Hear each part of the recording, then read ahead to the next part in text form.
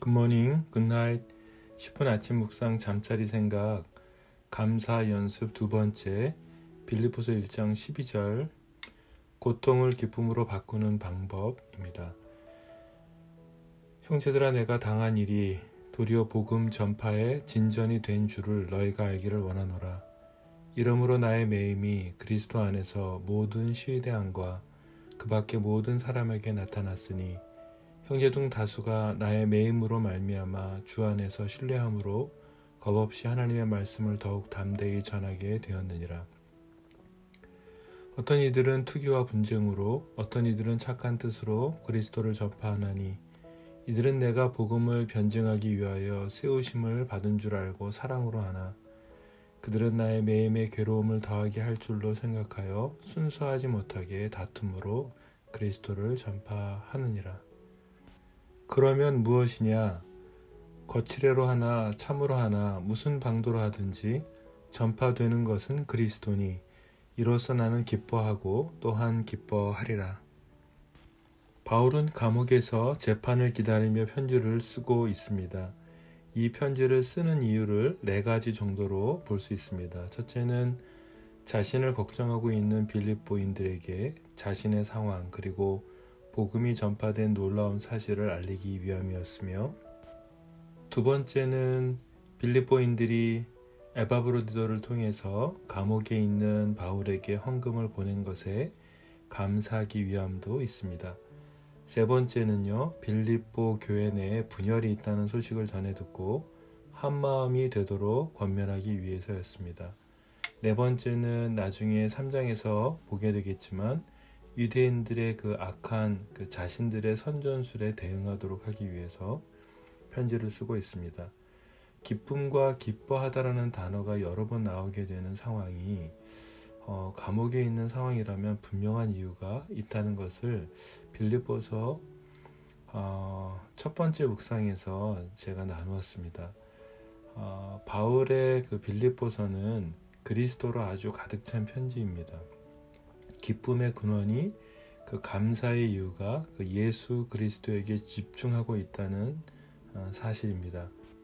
바울의 편지를 받는 빌립보 교회는 많은 시련과 아주 극한 가난 가운데 있었습니다. 고린도후서 8장 1절과 2절을 보시면 나타나 있죠. 하지만 내적으로 뭉치지 못하고 내분 또한 겪고 있었습니다. 빌립보 교회는 가난과 핍박과 내분이 있는 상황이었고 바울이 말하는 기쁨과 평안과 감사와는 매우 어려운 아주 어울리지 않는 표현들이었습니다. 그들을 향해서 쓰는 그들의 상황과는 어울리지 않는 것 같은 표현이죠.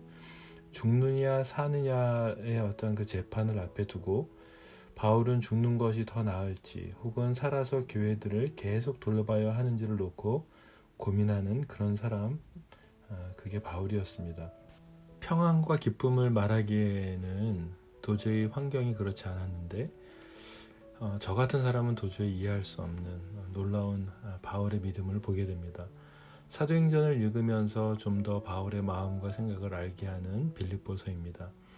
바울은 모든 어떠한 생각과 사고가 예수 그리스도에 초점 맞춰져 있다는 사실을 우리가 주목할 필요가 있습니다.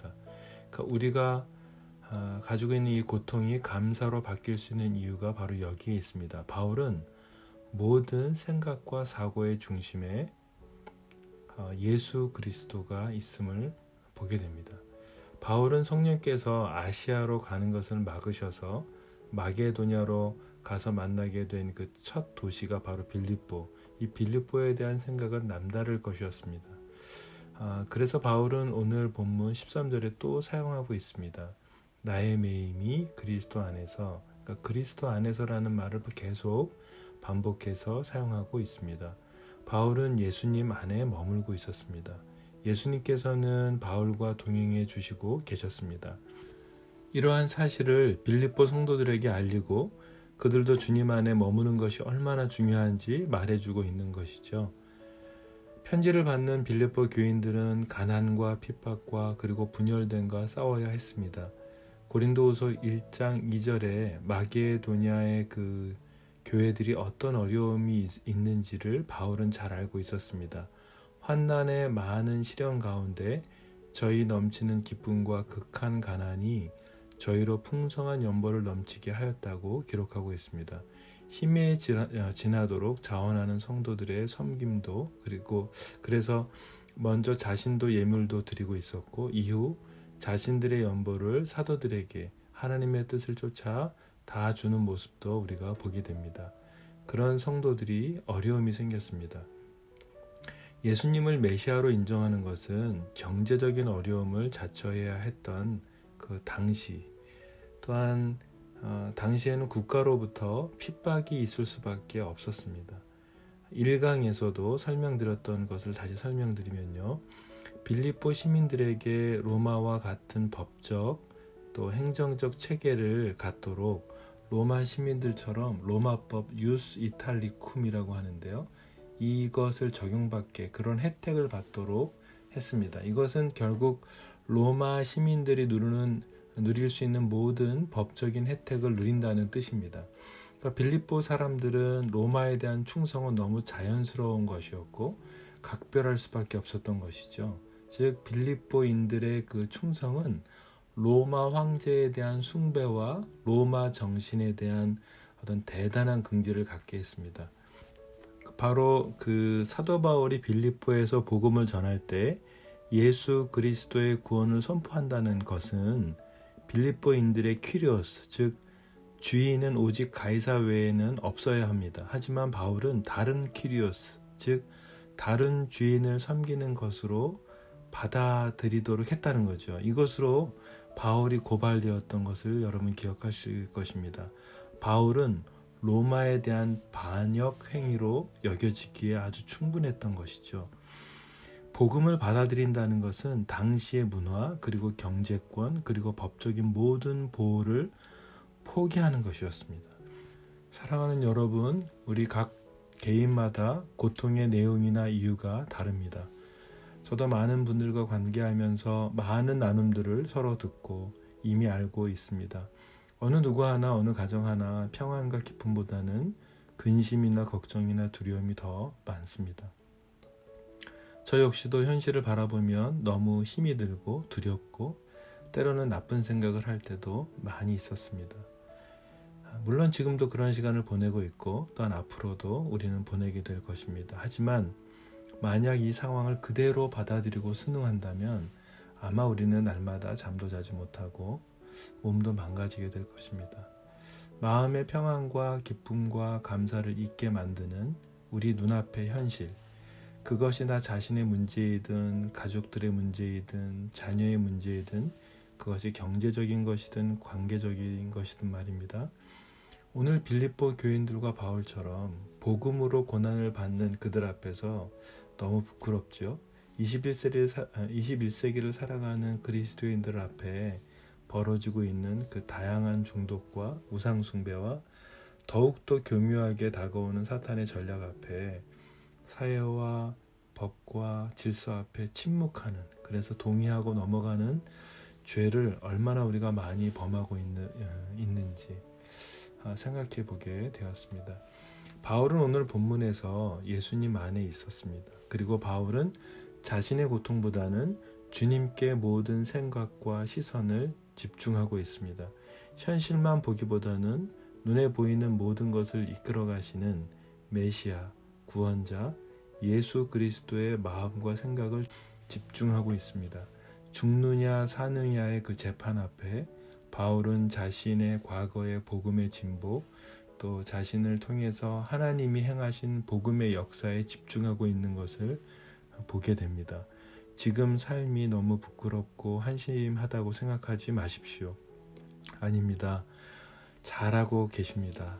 다시 일어나서 우리의 삶의 걸음이 복음을 전하는 삶으로 하나님께서 이끌고 계심을 믿으며 오늘도 한 걸음 한 걸음 나의 작은 움직임이 복음을 전하는 미소와 말과 행동이 된다는 것을 잊지 마셔야 합니다. 옆에 직원에게 전하는 작은 격려와 커피 한 잔, 옆에 동료 아니 가족에게 전하는 작은 축복의 말들이 우리는 복음을 전하는 출발인 것을 잊지 말아야 합니다. 바울처럼 목숨을 내놓고 헌신하지 못하는 그 부끄러움을 이제 그만 이야기하고 지금 오늘 현실 속에서 내 자신이 가족이나 사회나 또 내가 섬기는 교회의 복음이 되어서 우리 삶으로 그리스도가 나타나도록 작은 실천을 하기 위해 내 생각과 내 마음을 예수님께 집중한다면 예수님 안에서 우리의 고통의 문제가 기쁨과 감사로 다르게 보이는 시간들이 반드시 있을 것입니다. 내 시각에서만 보는 고통이 아니라 주님의 시각에서 이 시간을 허락하신 그 하나님의 계획 가운데 있는 고통이라면 그래도 기쁨을 소망하고 감사를 기대하는 그런 시작이 아닐까 생각하면서 하나님을 더욱 신뢰하는 또 고백을 하는 더욱더 의지하는 그런 하루가 되었으면 좋겠습니다. 주님이 내 삶을 이끄시도록 고통을 감사로 고백하는 시작을 오늘도 연습해 보면 좋겠습니다. 최근에 사람을 얻었습니다. 물론 아주 큰 어려움과 고통의 시간들 속에서 얻어진 사람들입니다. 하나님이 말씀하셨던 거룩함을 지켜내기 위해 모든 것을 다 버리고 하나님의 사람들로 서서 지금의 현실이 아닌 일하시는 하나님의 손길을 보며 고통의 시간을 감사로 기쁨으로 바꿔가고 있는 그 멋진 하나님의 사람들이 있음에 저는 감사가 넘치는 하루였습니다. 마지막 어떤 끝을 우리는 모르지만 만약에 지금의 삶이 성령이 인도하시는 삶이라면 끝까지 소망을 잃어버리지 말고 가보는 것입니다. 힘을 내십시오. 저도 오늘 힘을 내보겠습니다.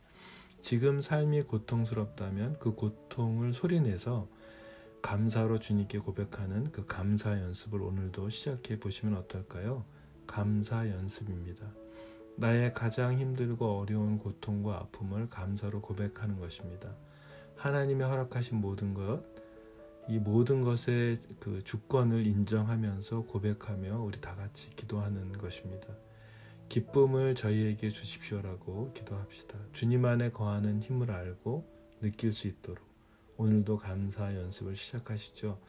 잠깐 1분간 음악이 나오는 동안 감사 연습 고백을 하고 제가 기도하고 마치겠습니다.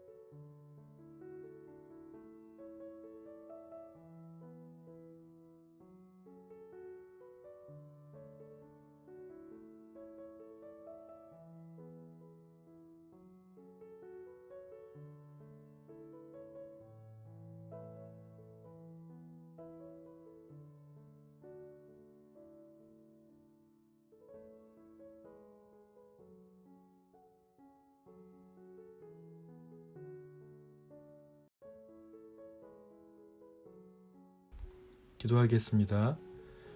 바울이 어떻게 그런 삶과 선택을 할 수 있었는지 조금씩 알게 하셔서 주님 감사합니다. 바울은 예수님 안에 늘 거하고 있었고 하나님은 오늘도 바울을 돕고 계셨습니다. 오늘 저도 주님 안에 거하겠습니다. 하나님, 오늘 저와 모든 동역자들을 도와주십시오. 고통을 기쁨으로 바꾸는 방법은 환경이나 상황이 아니라 모든 것을 주관하시는 그 하나님의 주권을 인정하고 우리가 마음을 지켜서 낭망하지 않고 나아가는 것임을 알게 하셔서 감사합니다. 오직 모든 것을 하나님 중심으로 생각하는 바울을 보게 하셔서 감사합니다. 오늘 저희에게 벌어지는 모든 일에 하나님의 손길을 볼 수 있는 믿음을 주십시오. 오늘 하나님 중심으로 생각하는 예수 그리스도를 중심으로 생각하는 하루가 될 수 있도록 도와주십시오. 예수님의 이름으로 기도드렸습니다. 아멘.